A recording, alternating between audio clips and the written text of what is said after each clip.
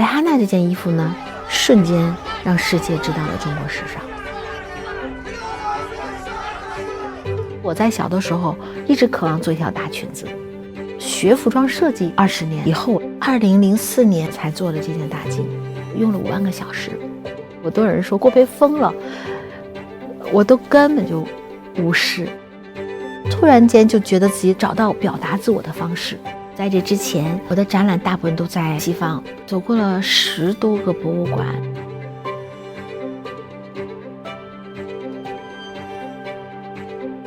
我内心特别渴望的就是回来，把这个展览带回到中国。很多人都不相信服装能走进博物馆。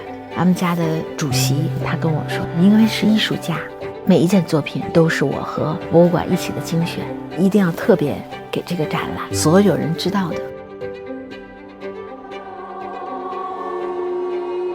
大襟呢，它是我走向艺术，几乎当时所有的人都是质疑的，但是我内心就想做，用了5万个小时。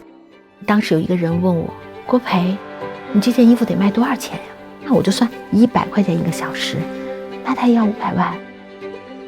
第2年，那个人就找到我，我要买这件衣服。当时我自己给我自己提了一个问题：假如有一天你很有钱，你最想做一件什么事儿啊？我还最想做衣服了。我见到他说，真对不起，我不舍得卖给你。当年的500万，我能买很多栋房子的。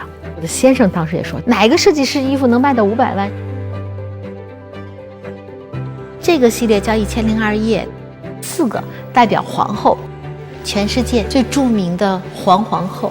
我其实非常感谢蕾哈娜，让我的作品在另外一个舞台上绽放。青花瓷代表中国的皇后，节子是最高的，欲戴皇冠，必承其重的意思。这件衣服其实它代表着奉献和牺牲。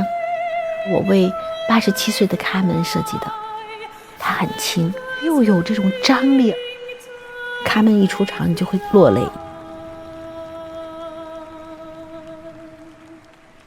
传说系列的最重要的一件作品，很多人把它起名字叫白圣母。传说系列我做了2年半，从一块面料开始，几百年前的古董线，我遇到了他们，我特别感动。你可以在一件衣服面前站上很久的时间，它讲述着太多细节的故事，没有几万小时，有几千小时的对待这些细节。在保尔博物馆，有一位观众来了26次，他们总觉得没有发现，没有看够。曾经在60年代，我出生的那个年代啊，小小的3开门的大衣柜就是你们家的全部，旧的就在家穿，新的出门穿，工作穿，结婚穿。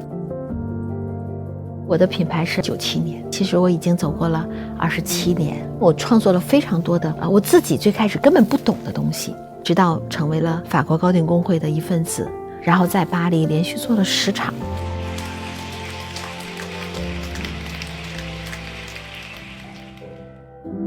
进博物馆这作品，我是很不舍得给明星穿的，我会特别小心呵护它。我觉得它会在这个世界上100年。我特别爱定制，爱高定。我的客人甚至保留着20几年前我为他做的那一件，对很多人来讲都已经很陈旧的衣服。它不仅有我的故事，还有你人生的故事。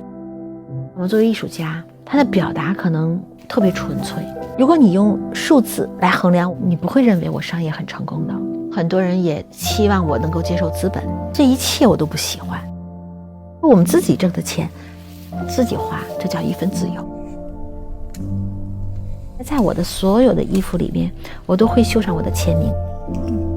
就像我身上穿的这件衣服，它是2024年的4月11号，它有了生命的那个生日。它就像你的孩子，这种爱会传递给每一个拥有我衣服的人。